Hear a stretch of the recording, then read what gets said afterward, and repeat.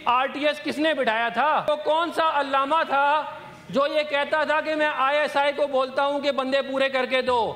وہ کون تھا جمہوریت کا چیمپئن جو یہ بولتا تھا کہ میں ووٹ پورے کروانے کے لیے انٹیلیجنس ایجنسیوں کا نام لیتا ہوں؟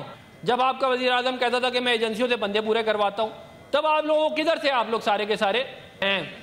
فارم 47 کی کہانیاں ہمیں سنائی گئیں، مگر اللہ کے فضل سے کسی ایک بندے نے بھی تقریر میں یہ نہیں بتایا کہ جو 27ویں آئینی ترمیم ہے اس میں کیا چیز ٹھیک نہیں ہے یا اس میں کیا تبدیلی لائی جائے، کیونکہ آپ لوگوں نے صرف ادھر ادھر کی باتیں کی ہیں۔ آپ لوگوں نے اس ملک کا، اس قوم کا وقت ضائع کیا ہے۔ آپ مجھے بتائیں نا، آپ کے لوگ باہر گھومنے پھرنے تو جاتے ہیں، سینٹ کے تنخواہیں بھی پوری لیتے ہیں، مگر کمیٹی کی میٹنگز میں نہیں آتے آپ لوگ۔ یہ کون سا طریقہ ہے؟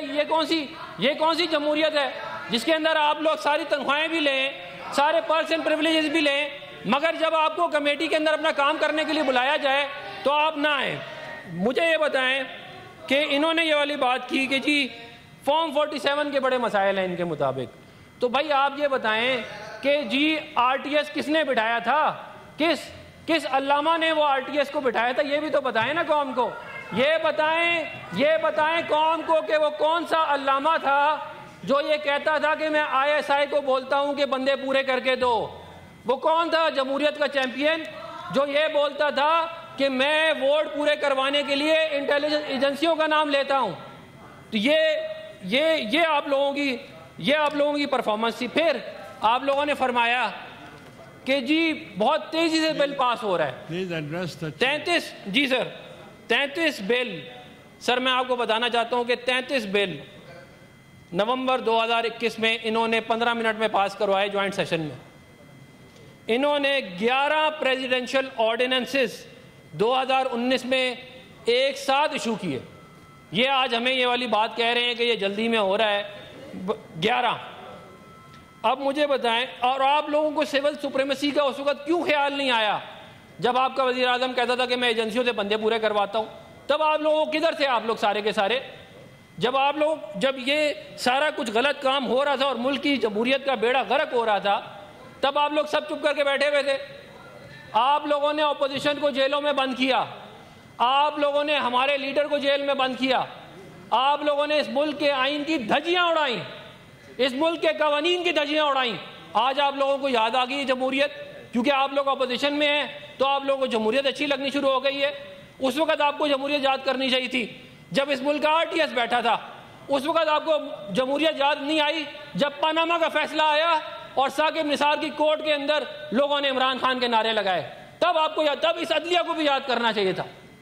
تب آپ لوگوں کو کوئی شرم نہیں آئی جب عدلیہ کے جج آپ کو بولتے تھے کہ چھوڑیں، آپ باہر کیا خوار ہو رہے ہیں، آپ ہمارے پاس آئیں، ہم آپ کا مسئلہ حل کرتے ہیں۔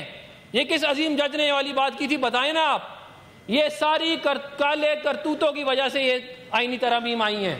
اگر آپ کو سمجھ نہیں آ رہی نا کیوں نہیں آئی ہیں، یہ آپ لوگوں کے اور عدلیہ کی گٹھ جوڑ نے، جس کی وجہ سے اس ملک کی جمہوریت کا جنازہ نکالا گیا، اس لیے یہ اس ملک میں 26ویں اور 27ویں آئینی ترمیم آئی ہے۔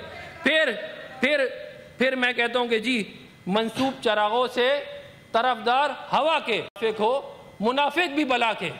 تو بات یہ ہے کہ اتنی منافقت نہ کریں کہ آپ کو 8 فروری کا الیکشن تو یاد آتا ہے مگر 15 جولائی کا الیکشن یاد نہیں آتا۔ کیا آپ مجھے بتائیں کہ کیا ثاقب نثار نے اپنے عدالت میں کھڑے ہو کے یہ نہیں کہا کہ 2 ہمارے سینیٹر تو کھڑے نکالا؟ کیا ثاقب نثار کی ویڈیو موجود نہیں ہے جس میں وہ یہ کہتا ہے کہ میں 4-5 ایم این اے اور ایم پی اے کو ایسی فارغ کر دیتا ہوں؟ وہ والی عدلیہ آپ کو اچھی لگتی تھی، وہ والی عدلیہ جو آپ کی ساتھ سہولت کاری کرتی تھی، وہ عدلیہ اچھی تھی۔ وہ عدلیہ جو آپ کے لیڈر کو وزیر اعظم بناتی ہے، وہ عدلیہ اچھی تھی۔ وہ عدلیہ جس نے الیکشن ہوا 15 جولائی 2018 کا اور کسی ایک بندے کو الاؤ نہیں کیا کہ وہ پٹیشن فائل کر سکے الیکشن کمیشن کے ساتھ، آپ کو وہ والی عدلیہ پسند ہے جو آپ کو طاقت میں لے کے آیا، آپ کو وہ عدلیہ پسند ہے۔ آج یہ آئینی ترمیم ایک تاریخی اقدام ہے۔ اس اقدام کی وجہ سے وہ طاقتیں جو عدلیہ کے پاس چلی گئی تھی وہ واپس پارلیمان کے پاس آئی ہیں۔ کیا جوڈیشل کمیشن جو ہے پاکستان کا جو ہے اس کے اندر کس کی نمائندگی ہے؟ آپ مجھے بتائیں۔ جو پہلے بینچ فکسنگ ہوتی تھی جس پہ آپ لوگ کہتے تھے یہ عدلیہ بڑی آزاد ہے، کہ ثاقب نثار صاحب، کھوسا صاحب، بندیال صاحب، یہ سارے کے سارے اپنے ساتھ اپنے دوستوں کو بٹھاتے تھے، دو اور ججوں کو، اور صبح سے شام تک اپنی مرضی کے فیصلے دیتے تھے۔ ایک فیصلہ جناب چیئرمین میں آپ کے سامنے لانا چاہتا ہوں کہ 63A کا فیصلہ دیا گیا ثاقب نثار صاحب نے، اور یہ کہا کہ میاں محمد نواز شریف صاحب پارٹی کے لیڈر نہیں رہ سکتے، کیونکہ آپ نے پارلیمان چلانی ہوتی ہے، کیونکہ آپ نے بڑے بڑے فیصلے لینے ہوتے ہیں پارٹی کے لیڈر نے۔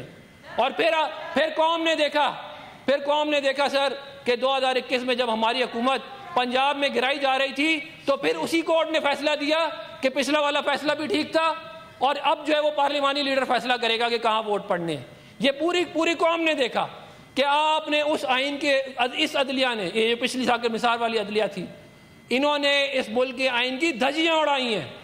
آج آپ لوگ کہہ رہے ہیں کہ جی ملک کا آئین ختم ہو گیا، آج آپ لوگ کہتے ہیں کہ جی 26ویں 27ویں آئینی ترمیم سے اس ملک کی پارلیمان مضبوط ہوئی ہے۔ اس بات پہ آپ لوگوں کو خوش ہونا چاہیے، مگر بہتر ہوتا اگر آپ لوگ اس کو پڑھ لیتے، بہتر ہوتا اگر آپ لوگ اس کو دیکھ لیتے۔ پھر جناب چیئرمین بڑے افسوس کی ایک بات ہے، میں آج یہ بات نہیں کرنا چاہ رہا تھا لیکن میں آج یہ ضرور کروں گا کیونکہ بار بار یہ بات ادھر سے کی گئی ہے۔ بات یہ ہے کہ ان کا ایک چیف منسٹر صاحب ہیں سہیل آفریدی صاحب، انہوں نے انتہائی اخلاق سے گری ہوئی باتیں کی ہیں اور الزامات لگائے ہیں افواج کے اوپر۔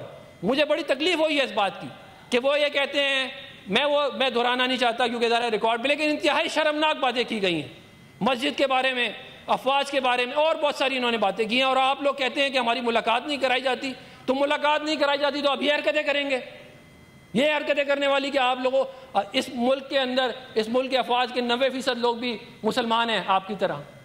کیسے ہو سکتا ہے جو باتیں آپ کا سی ایم کہہ رہا ہے وہ سچ ہو؟ تو بات یہ ہے کہ آپ ٹک ٹاک کی دنیا سے باہر آ جائیں، آپ بیانیہ بنانے کی دنیا سے باہر آ جائیں، ملک میں انتشار نہ پھیلائیں۔ ملک میں انتشار پھیلانے سے آپ لوگوں کو حکومت نہیں ملے گی۔ آپ لوگ قربانیوں کی بات کرتے ہیں، میری گزارش سنیں، آپ لوگ قربانیوں کی بات کرتے ہیں، میں آپ کو جناب چیئرمین یہ بتانا چاہتا ہوں میں کہ اس ہاؤس میں جناب چیئرمین اس ہاؤس میں سینیٹر پرویز رشید بیٹھے ہوئے ہیں، سینیٹر مسعود احسن صاحب بیٹھے ہوئے ہیں، سینیٹر اسحاق ڈار صاحب بیٹھے ہیں، اور بہت سینیٹر شہری رحمان صاحب بیٹھے ہیں، بہت سارے سینئر سیاستدان بیٹھے ہیں۔ آپ ان سے پوچھیں کہ تکالیف ہوتی کیا ہے، آپ لوگوں کو تو پتہ ہی نہیں ہے۔ 12 سال کاٹی ہے سینیٹر مسعود احسن صاحب نے جیل، آپ لوگوں نے کتنی کاٹی ہے جیلیں بتائیں؟